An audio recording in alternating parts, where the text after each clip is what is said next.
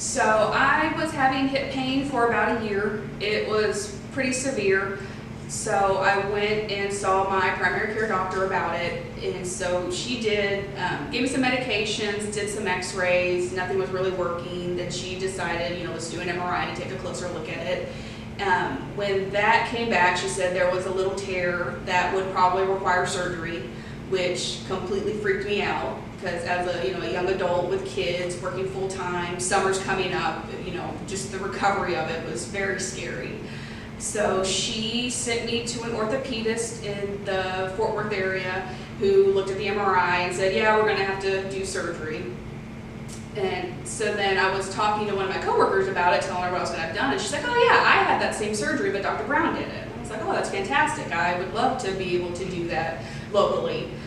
So I set up an appointment with Dr. Brown. I took my MRI with me, and he looked at it. He's like, yeah, there's a little something there, but let's do a physical exam. So he started moving my leg around, trying to figure out what made it hurt, what flared it up. So he's like, does it hurt when I move it like this? And I was like, no, not really. And then moved it another way. I was like, yes, that really hurts. So then he was saying, well, based off your physical exam, I don't think we're going to need to do surgery. I think I can just give you a steroid injection, and if you do a lot of stretches to stretch out that hip, I think that'll clear it up.